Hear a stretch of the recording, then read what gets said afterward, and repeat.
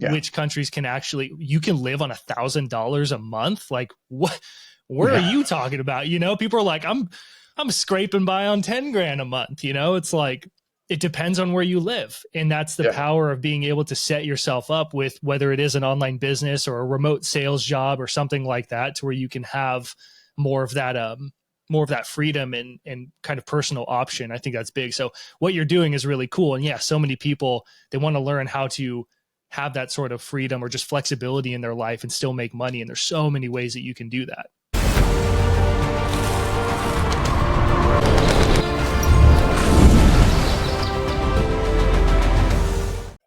Welcome to the Ronin Mindset podcast. My name is Steve Didier, and this is the podcast where we have in-depth conversations with modern day Ronins, the global citizens, the expats, the digital nomads, and the traveling entrepreneurs who have extracted themselves from the matrix and escaped that soul-crushing 9-to-5 system. And to quote one of my favorite movies, this isn't about the money. This is about freedom. We stand for something. To those poor dead souls inching along in the metal coffins in the freeway, we prove to them that the human spirit is still alive. And it's not only alive, it's thriving. And if you are one of those people who wants to get out of the system, and whether it's to travel, be a digital nomad, or just own your own business and be in control of your life, this is going to be the podcast for you, because my guest today is absolutely fantastic at helping people facilitate that. James Allen is an online coach for coaches and content creators who have automated and scalable income that frees up their time so they can ditch the hustle and grind. Originally a productivity coach, James was obsessed with how to work fewer hours while simultaneously growing his income, which led him to learn about creative passive income with digital products. As a founder of Profit Your Knowledge, James has a passion for helping people turn their knowledge, ideas, and skills into automated income that not only gives them more money, but also more freedom and fulfillment. James Allen, welcome to the show. Thanks so much for having me, man. I'm excited about the conversation and just honored to be here. Yeah, I am honored to have you. I have obviously we have some history. I have worked with you in the past, so I can personally vouch for both your skills in helping people create these income streams, and as well as your integrity and the way you approach things. You know, I've been looking forward to having you on for quite a while, and now's the time. So we'll get into that. Why don't you tell us a little bit about yourself, your background, how you got to where you're at? Yeah, for sure. I guess the simplified version is out of high school, I didn't really know what I wanted to do for a career. So my mom was like, you should go into college and you can get your AA. And then, you know, after that, you can go pursue whatever you want. And I was like, I hate school. I literally was like a D student. I was terrible at school. I constantly was going to like the principal's office about my grades and everything. And I was okay. I got along with people, you know, I had charisma and was cool with the teachers, but like I didn't do well in terms of my academics. And my dad, on the other hand, was like, oh, well, you can go into construction work, which is what he did for 30 plus years. And it was the highest paying union in the world. So basically, I ended up doing that because I would also get college credits. So that would help me if I did want to ever go back to college, which I don't. Oh, nice. But if I did, I could do that. Yeah. Anyway, I went into that and I could start making money, which was the big thing, because I was like, I'd rather just start making money. And by the time I was like 22 years old, I was making 6 figures a year. And all my friends were like seeing me as successful, you know, but inside I was just so unhappy. I was waking up at 3 a.m., commuting an hour to work, grinding all day, getting home. It's 4 p.m. You mentioned in the intro, like being in a tin coffin, like that's literally what it felt like. And yeah, it was just like, I would just kind of realize at one point, like, this is going to be my entire life. And everything outside was always really cool. I was the total weekend warrior where I'd go skydiving. I was a certified skydiver and jumped in good year or two now. Just been pursuing other things. I've kind of lost the excitement with it. I'm sure if I jumped out of a plane, I'd be like, this is amazing. But it just takes a lot, and I'd rather be focusing on my business, you know, and music and stuff like that. But yeah, playing shows, going skydiving, traveling, like all that kind of stuff, because that's what I loved. And then work was just this thing that I did to make money. And I was like, I don't want my life to be like that. I want to be able to do all these cool things, have great relationships, but I want to do work that's really fulfilling for me. and something that does give me freedom as well. I don't want to have to be tied down to any one specific thing or area if I want to travel, or if I go travel, I can actually take a vacation, but still be able to make money. And Right. That's where I found out about like business and coaching and all that. I love personal development. So funny enough, because we've talked about this, I was literally like the 22-year-old life coach when I first started, but I still worked with people. And yeah, I would get hired by people. Some people had like cleaning. This one guy had a cleaning business and he was making like 200 grand a year and he wanted to double his business. And I don't think I helped him double it completely, but he definitely significantly grew his business. And I'd never grown a cleaning business before, but it's because I was able to ask him the hard questions and get real with him. And that's what made him grow. So that's why I was valuable. And that's why he hired me multiple times. We worked together for like a year and a half or so. And, wow. Yeah, so I was like making things work, but I was still just like, it just wasn't quite what I wanted to do. So that's where I got into the productivity space and that kind of stuff. Plus, it was just hard to market myself as like a life coach because, like, what is a life coach? I have my own opinions about it. Yeah. So I went into performance and productivity, helping people with like staying focused and all that kind of stuff. And that's where I started building like digital products because I wanted to make passive income. I was like, well, you can do that. That's amazing. And like have these systems in place. And I built like 6 different online courses, 5 or 6 of them. It didn't make me any money, all these funnels and stuff. And then it was a productivity course that I like officially had created that was about increasing your focus. It was called Peak Focus Academy. And that was the first course that sold for me completely hands off. And I'd never met the person. So I had like it was like $200 I made in my sleep. And I was like, oh my gosh, like after a straight year and a half of building things and trying to make money, were like passive sales I hadn't. And then like eventually kept making sales. It turned into a couple thousand a month to where it was like covering my rent every month. And then that evolved just more from there. And I've been able to help people with that. So yeah, that's pretty much what happens. And I've taken people who are literally at ground zero to making their first sales. And I even had one client who was kind of an anomaly, but he was like getting into working with this one company. So I helped him start his consulting agency. And in that company, me helping him create their program and all that kind of stuff and coaching him through it, they took their business from like 37,000 a month to having a 1.2 million month, which is crazy. Yeah. So that's a little bit of an increase. Yeah. So it's been, I mean, he did the work, he's got the expertise, but I was there to kind of coach him through the process and everything. And, they're building digital products now and stuff too. So it's been a really cool ride. And I'm just excited to just keep on adding value and helping more people to build their own business around something that they know. No, that's fantastic. With that first product that you sold, the productivity, pre-productivity academy, or whatever it was. Peak Focus Academy. I think I could have come up with a better name. Right. No, it's sold. What was your marketing around that? Were you using like Facebook ads or were you doing organic marketing, or how did you get some traction with that product? Yeah. Well, this is another thing that people think is that they have to have like this huge amount of traffic to make sales. I was posting YouTube videos because that's what I had learned from my mentors. And I probably had like 200 subscribers on my channel. But one of my videos, which was how to use Google Calendar effectively, that was like a pretty simple video, but I was just talking about like time blocking and it wasn't anything super crazy, but that video was getting like tens of thousands of views and stuff. And I was like, wow, this is actually like picking up volume. And then it started driving traffic and it was building up my list. I probably had like 300-ish people on my list. And I just did a launch and someone from the list had bought. But then after that, that video was driving the bulk of the traffic. There was one other video, which was like going over some productivity tool. And then that led to my lead magnet, which it was a planner that I had back then. So it was like, just like a daily planner, but a digital one that you could use. And then from there, that had my email sequence that was teaching them some different strategies about buying back their time, being more focused and whatnot. And then it pointed to my sales page. And then that was selling the program. So I didn't even have that big of an audience, but it was just getting a bit of traffic from like a couple videos on my YouTube channel and it started working, and then on top of that, like guesting on podcasts or speaking on stages and all that other kind of stuff too. Yeah. Oh, that's fantastic. Because when you take somebody like yourself who's gone from like construction and then into a completely different industry, you've walked the walk. And that's, for me, that's like so important.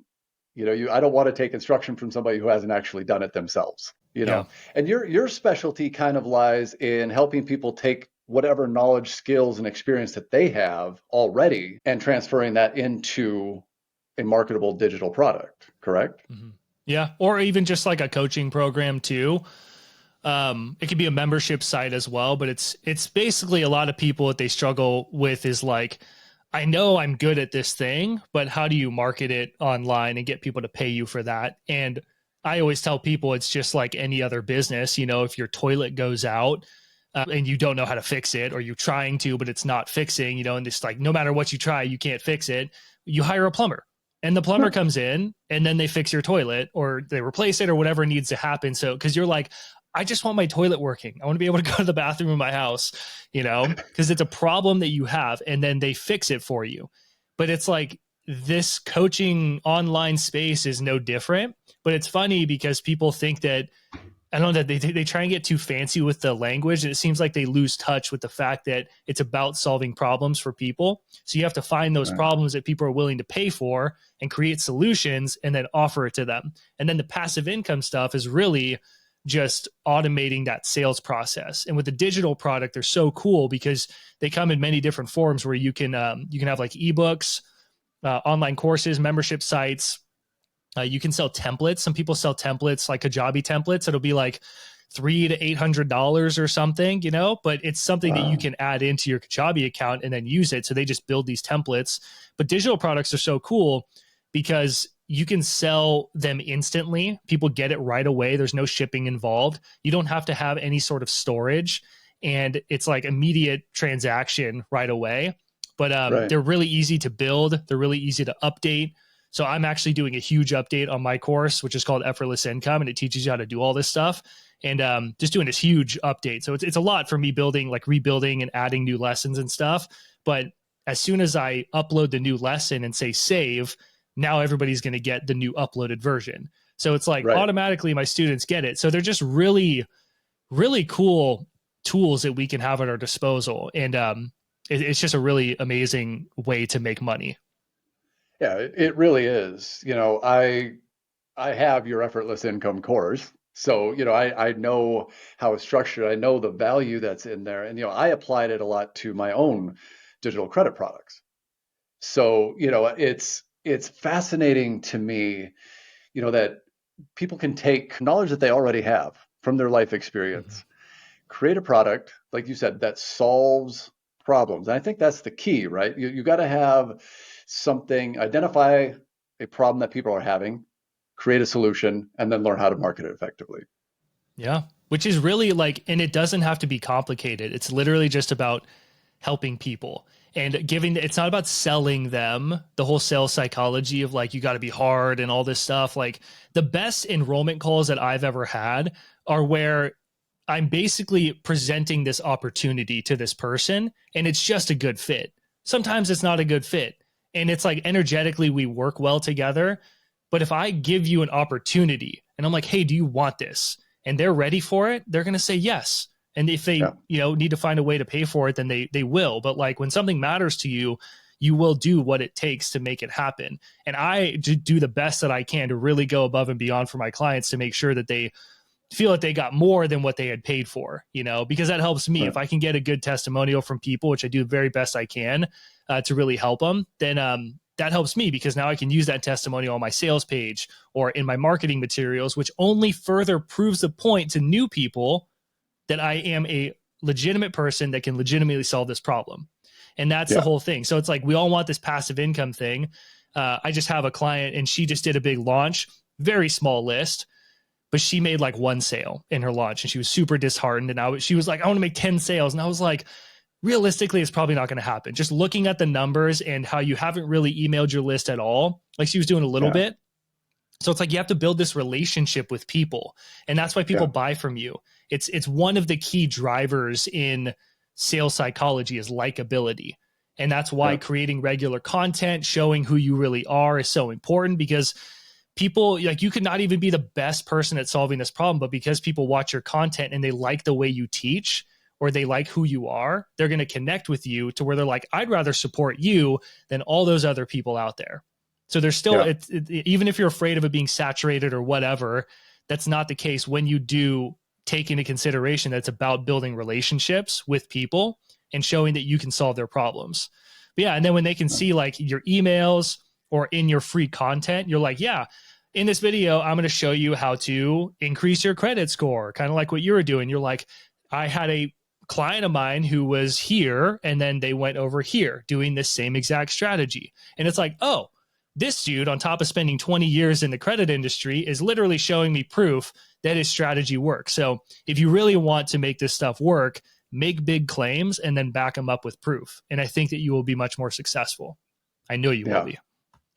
Well, that's one of the things that really impressed me about you is when we spoke, you're like the anti-guru.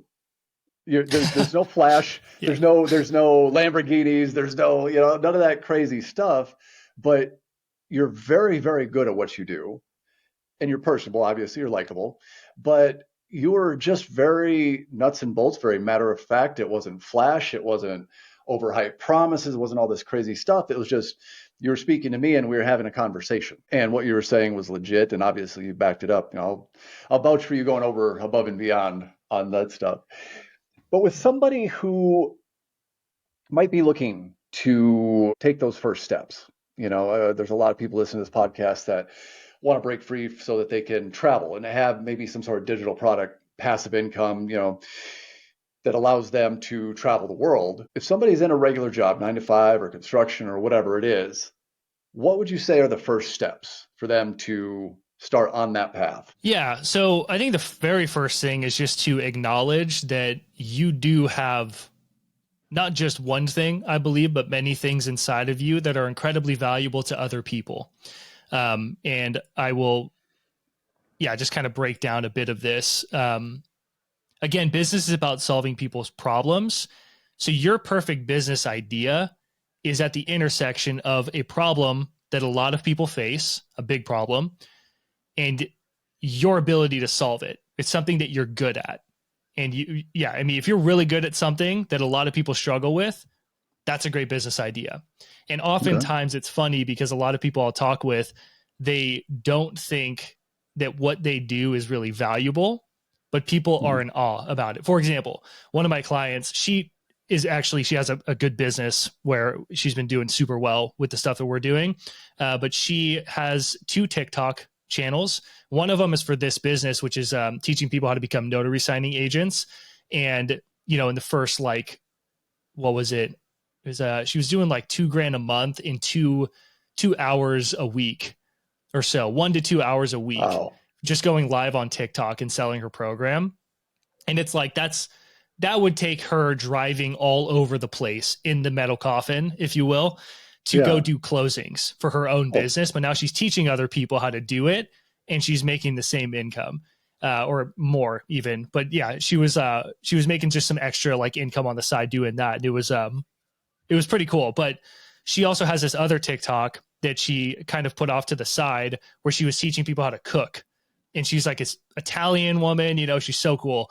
But that channel it's like blown up. It's so much bigger than her notary one. It's a bigger space because a lot more people cook than are notary signing agents. It's just a pretty niche thing. Lots of foodies. But they love her videos. So I was like, when we were first working together, I was like, are you sure you don't want to make like a cooking program? Because you can do that and you would crush it. And she's like, no, I really want to do this notary thing. Like it means a lot to me. So, and she's done very well with it. But she always thought, she's like, I don't even think that it's really amazing. Like it's just stuff I cook for my husband, but she just recorded herself doing it. So it's like, what are those things that just come really natural to you? I have a questions to ponder right here, actually, from my program. So I'll just give you a sneak peek, but this is all under finding profitable niches. So you want to think what do you know a lot about, and what are you skilled at?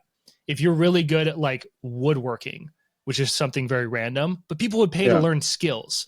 People pay for 3 things. People pay to do things, and people pay to be things, and then they pay to feel certain ways.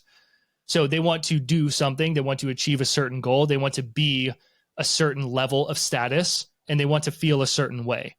So if you can connect those things that you know a lot about or are very skilled at with some way that people want to do something or be something or feel something, you have a good business. You also want to think, what are you naturally good at? What comes very easy to you? It could be creating art. It could be building businesses. It could be credit. It could be a lot of things. Right. What if people told you that you're good at? What big problems have you solved for yourself? I think this is such a great question. In the effort of growing my business at one point, was $40,000 in debt. And that sucked, but Yeah. I had to figure out how to get out of the debt because I was just trapped in it. So I used my business to learn how to make more money so I could really throw that money at my debt, because Right. paying like the minimum payments, you just get attacked by, oh my gosh, my brain just had a dumpster fart. Well, the interest rates, if you make minimum payments, you'll pay on the interest rates are out of control. You get screwed by it. So I was able to make thousands of dollars at a time and throw that straight at my credit, or at the debt that I had. And that's how I was able to get out of it faster. So it's the fact that I was able to get out of my $40,000 of debt in I think it was like a year and a half of just like really going aggressive towards it, which I was very proud of. Amongst everything else I had to pay for in my life, like rent and all that kind of stuff. So that's a big problem I've solved in my life. But another big one is that I'm a drummer. I love playing music. I'm in a band called One Arm Joey, and you can look us up. I'm the drummer. I'm the guy behind the kit. It. But I've learned how to play drums, and I will confidently say that I'm a pretty dope drummer because I've put years and years into learning the skill. I would sit in my garage and just play drums. Like that's what I did for years. So I've got some good chops. But I've also become a paid performing musician. I've played for many different bands as well. I even got invited to go on tour with Sublime at one point, not playing for them, but with a band that was going on tour with them. Yeah. So it's like, that's awesome.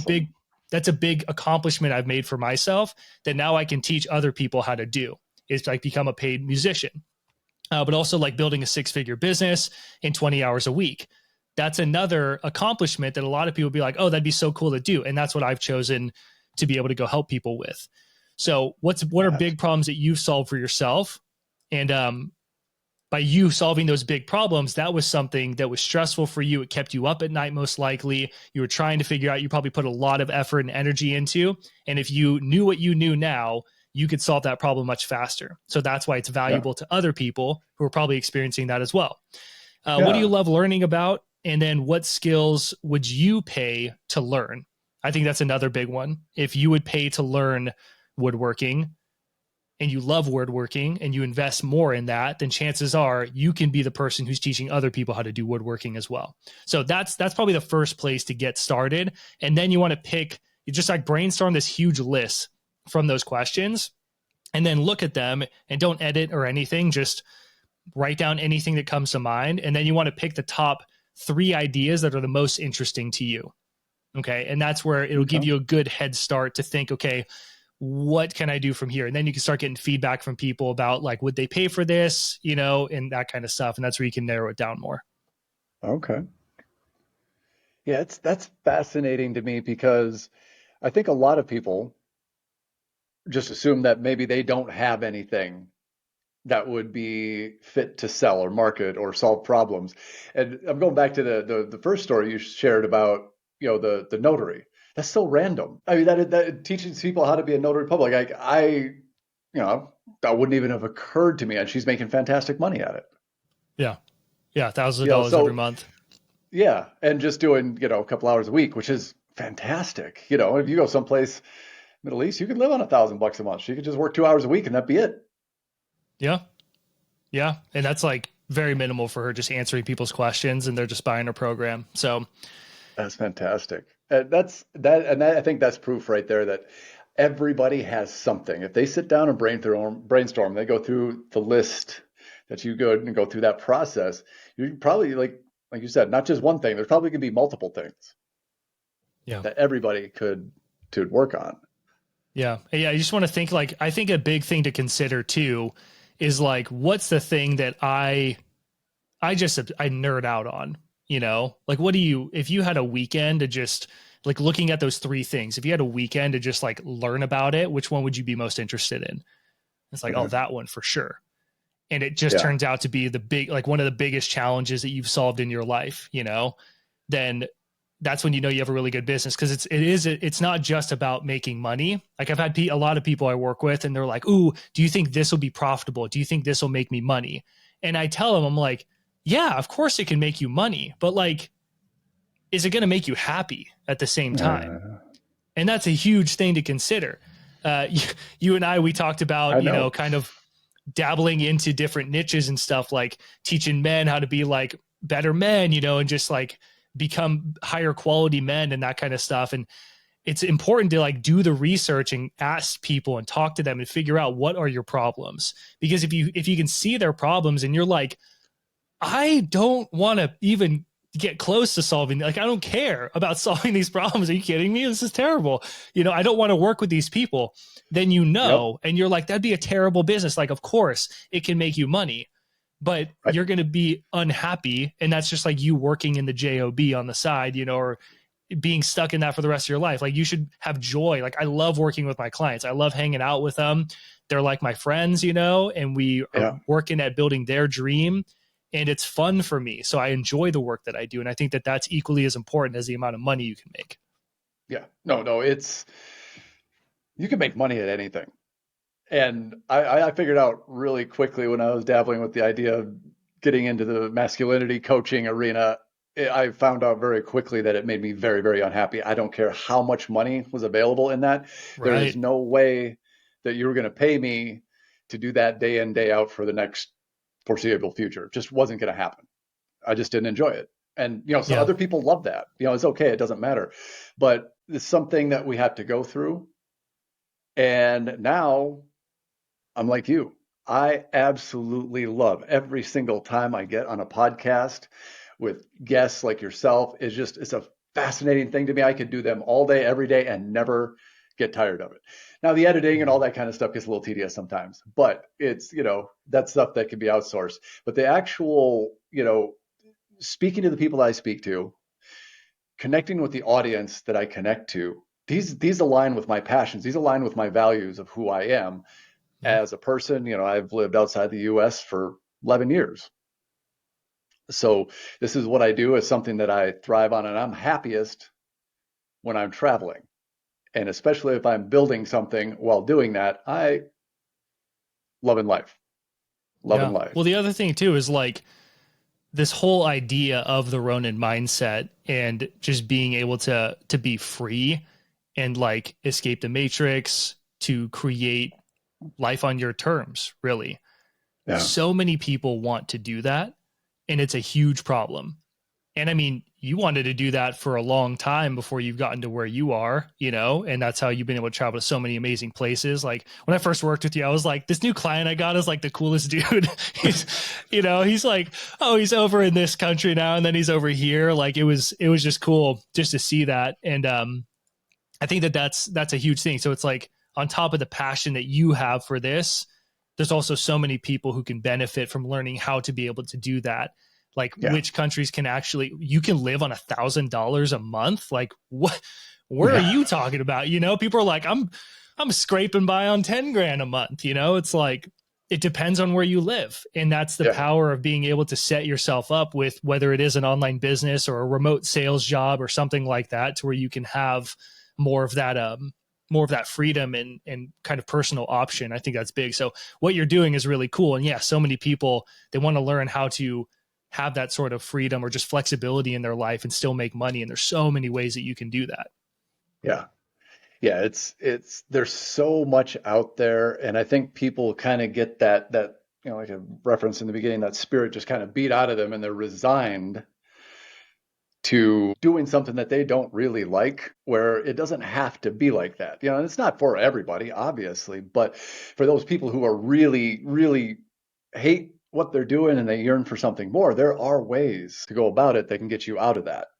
And that's what you do, is help people do that. And it's not even necessarily about traveling. It's a huge component for me and a lot of the people that listen, but it's really about the freedom and the options, because you're located in California, correct? Northern California? Yeah. I'm in like wine country. So Oh, okay. can't live on $1,000 a month out here. No, man.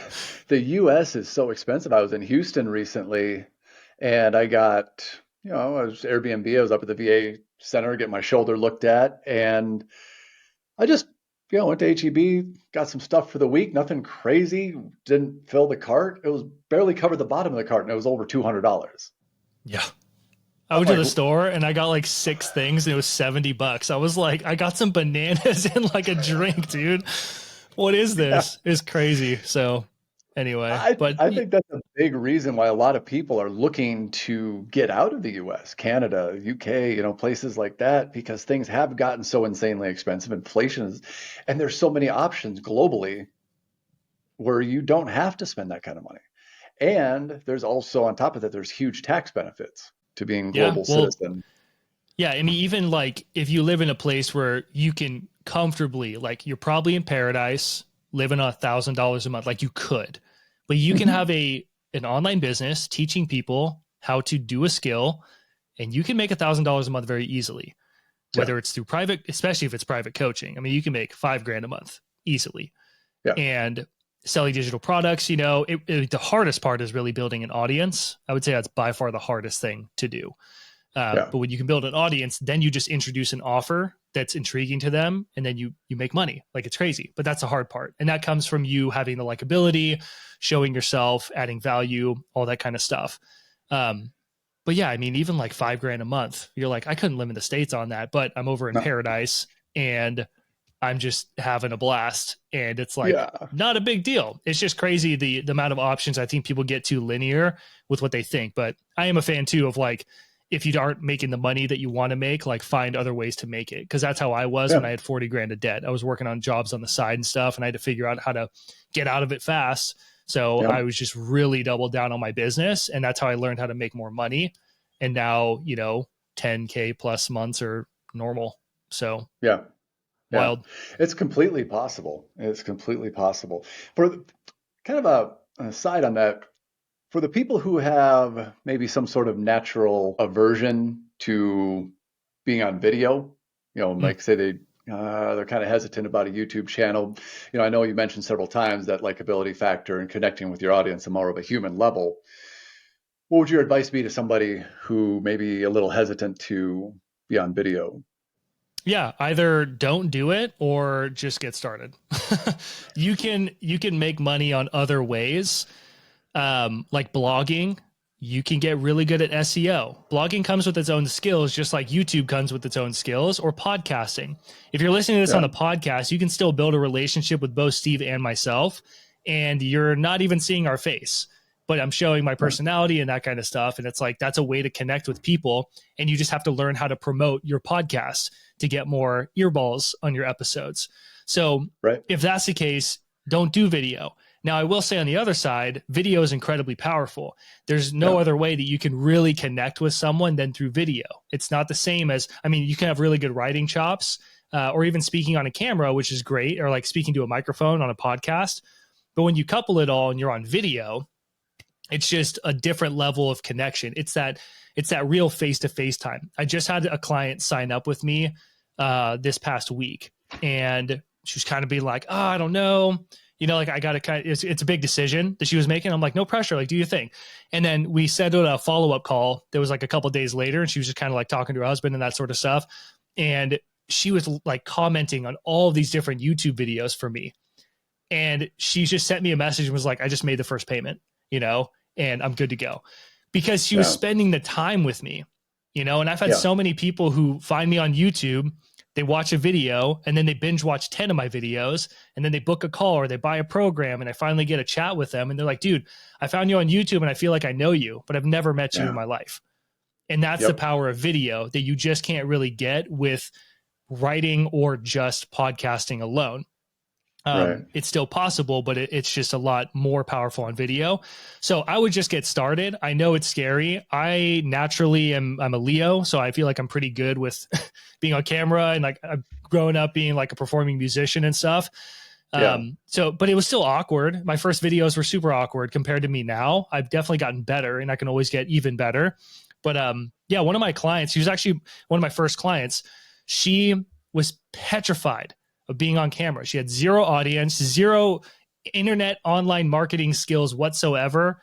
And yeah, zero confidence when it came to being on camera. And I somehow convinced her to start a YouTube channel, probably like I'm trying to convince you right now.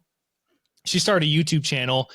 Dude, she surpassed my YouTube channel in like a month. She just like was getting thousands of views and subscribers. And I was having her drive traffic to her lead magnet. And in the first week officially launching her product and opening the door, she made like $1,500 from her YouTube channel, driving traffic. And this is somebody who didn't want to be on camera. Terrified. She was petrified, but I had her going live, you know, and just doing more and making YouTube videos. Next thing you know, she's a fitness coach. She's doing full-blown workout videos on camera, talking to the camera, still kind of awkward, but she was just doing it. And she was getting hundreds and thousands of views on her videos, and it was driving traffic to her program. And yeah, first week made like $1,500. That's fantastic. And someone who was terrified of being on camera. So that's why I say just start doing it. Know the value. Show up and do it. Yeah, I would agree with you 100%. There are other ways to skin the cat, but video is by far the most effective. 100%. And the power of video is not just maybe a YouTube channel, but you can repurpose all that content. You can repurpose it into audio content. You can repurpose it into shorts or reels or clips or blog all posts. These other blog posts. Yeah, there's just it's unlimited. And I think people just have to realize that your first video is going to suck. Your first 100 are probably going to suck. Yeah, your second video is going to suck. You're going to be horrible. And that's okay. Because like anything else, if you apply yourself, you keep going, you're going to get better. And I don't think it is, I think people like the human connection. You don't have to be perfect. You don't have to be flawless and polished and have, perfect cadence and diction and enunciation. Just be you. And people, you're going to connect with people. There are going to be people out there who connect. I remember my first experience with YouTube was when I moved to Mexico in 2013. And I just started doing videos. I'd never done videos before. I had done acting and stuff like that, so I was pretty confident talking. But my whole thing was when I was researching everything that was involved going to Mexico, how do I bring a dog down there? How do I register a car? All these other things. I couldn't find consistent answers anyway. So I was like, you know what? I'm just going to put out information that answers these questions for people. The same questions that I had, I've done it. I know now I can give an exact answer. I had horrible lighting, horrible sound, horrible camera, no intro, no graphics, no editing, absolutely nothing. And that channel, I don't want to say it blew up, but it got 6,000 subscribers. And for a while in Playa del Carmen, I couldn't go anywhere without random people recognize me. And it was almost like they knew me, like, hey, you're the guy from YouTube. I had a guy flag me down from across the street and he's like, oh, you're on the Mexico Minute. I'm like, yeah. He's like, you're the reason I'm here. We just moved down here with my family. Like, do you have a minute? I'd love to introduce you to my son. We watched all your videos. And it was the coolest thing. I had no idea the power of video at the time. I also had no idea how to put together a product at the time because I would have made an absolute killing. Yeah. On helping people move to Mexico. So I was just doing it all for free. And, before I knew it, within a couple months, the channel was monetized. And, I just didn't know what I had at the time. Yeah. Well, think about what you were doing. I mean, first off, by the way, anybody listening, you can literally go to YouTube and type in the Mexico Minute and you'll see Steve pop up. The channel's still up. So you can actually see Steve's old video. You can see like your first video if you go to videos and then oldest, the very first video, just to see what it was like, because he just got started. And I think that's so cool. Absolutely horrible. But what you were doing, I mean, think about what you were doing. You were just solving a problem. And your YouTube channel was the big it solved the big problem, but the way you solved it was every video solved the small problems. Taxes in Mexico tourist visa. Your titles could have used some work, but hey, it was 9 years ago. Everything could have used some work. I mean, the information was good. Taking pets to Mexico. Yep. Yeah. I mean, these are all questions. Like you said, top 10 travel scams in Mexico. That was your best performing video. Safe places to live in Mexico. These are all questions, or they're answers to people's questions that they'd be interested in or typing into the internet. And that's the power of YouTube as well, is that it's the second biggest search engine in the world, right up there with Google. And it's owned by Google, actually. So Google will even recommend your YouTube videos, but you just have to start making them. And yeah, it's just about solving people's problems. I think that they overcomplicate it. Even your program. It's not about selling them some program. It's finding the problem, find the demand, and supply the demand with a product that says, hey, here's an opportunity. You can solve this problem right now, and I'll help you. Imagine if you had the program, the Mexico Minute. Like, yeah, it would have taught everything from top to bottom, plan your itinerary, like get your visa, like whatever, everything that you needed to do, you know, just boom, in one place.